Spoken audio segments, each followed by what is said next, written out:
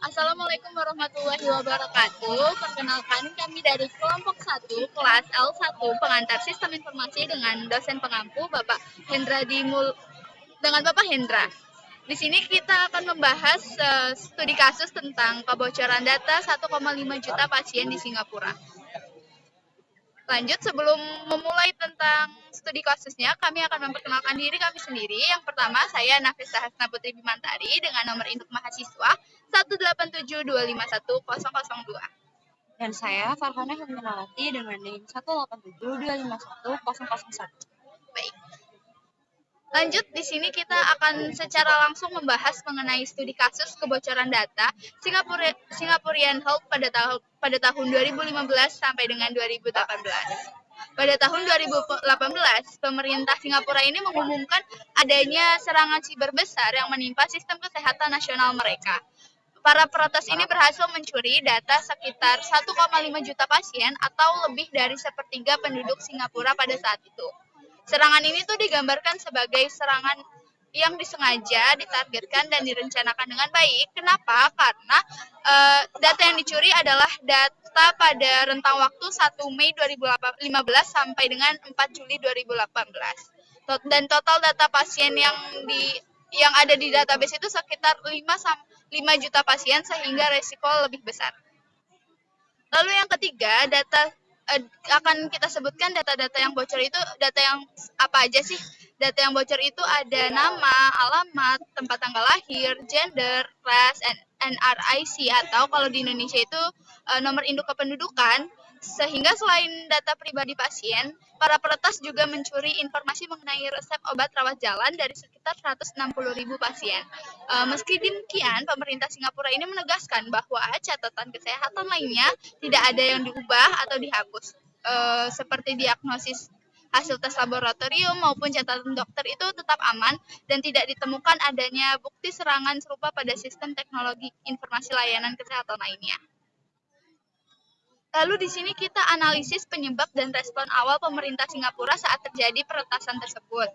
Dari investigasi itu menunjukkan bahwa salah satu komputer milik SingHealth terinfeksi malware melalui phishing email pada tahun 2017, sehingga para peretas itu berhasil mendapatkan akses penuh ke database. Akses ini diperoleh lewat akun administrator dengan password yang lemah, yaitu hanya berupa password yang seperti ini, dan akun itu memiliki hak penuh terhadap akun servis. Lalu, serangan ini tuh diperkirakan berlangsung antara 27 Juni sampai dengan 4 Juli 2018. Sebagai langkah tanggap darurat, pemerintah Singapura melarang sekitar 28.000 komputer kantornya terhubung ke internet untuk mencegah kebocoran lebih lanjut melalui email maupun dokumen internal. Tindakan serupa juga direncanakan oleh sejumlah lembaga layanan kesehatan publik lainnya guna memperkuat perlindungan dan serangan siber berikutnya. Selanjutnya, kita akan menganalisis tentang data resource management. Nah, kasus SingHealth ini sendiri menunjukkan bahwa lemahnya pengelolaan data terutama pada aspek keamanan dan pengawasan. Kontrol akses yang tidak ketat dan proteksi yang malware yang lemah ini membuat sistem itu mudah ditembus. Jadi, keamanan dari sistemnya itu bisa ditembus seperti dari phishing atau hal lain sebagainya.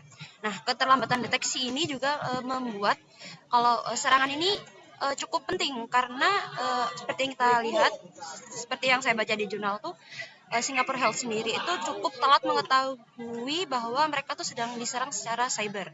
Nah, ini tuh juga menegaskan betapa pentingnya monitoring setiap seperti terjadwal itu agar lebih aktif dan privasi dari pasien ini dapat tetap terlindungi. Nah, selanjutnya kita bisa memetik pelajaran dan rekomendasi. Nah, dari kasus Singapore Health sendiri ini terlihat bahwa perlindungan data itu perlu diperkuat melalui sistem keamanan yang lebih ketat, audit rutin, serta pemantauan aktif. Selain itu, transparansi kepada publik dan pelatihan staf tentang keamanan cyber ini menjadi langkah penting agar kebocoran serupa itu tidak terulang. Nah, Singapore Health pada akhirnya didenda sejumlah 250.000 Singapura dolar dan IHIS sejumlah 750.000 Singapura dolar sebagai denda terbesar pada saat itu. Nah, setelah terjadi hal tersebut, rencana 18 langkah penguatan keamanan sektor kesehatan juga diumumkan agar keamanan cyber itu dapat lebih kuat. Nah, selanjutnya kesimpulan dan daftar pusaka. Kasus kebocoran data dari Singapore Health ini membuktikan bahwa pengelolaan sumber daya data tidak hanya soal penyimpanan, tetapi juga pelindungan dan pengawasan yang berkelanjutan. Karena itu, penerapan data resource management yang kuat menjadi kunci untuk menjaga keamanan informasi sensitif, khususnya di sektor kesehatan. Nah, dari hal ini, Indonesia tuh bisa belajar bagaimana memperkuat tata kelola data kesehatan nasional mengingat skala dan sensitivitasnya. Terima kasih karena sudah menyimak bagaimana penjelasan studi kasus kami pada hari ini. Sebelumnya mohon maaf jika kami memiliki kesalahan dalam penyebutan. Sekian dan terima kasih. Wassalamualaikum warahmatullahi wabarakatuh.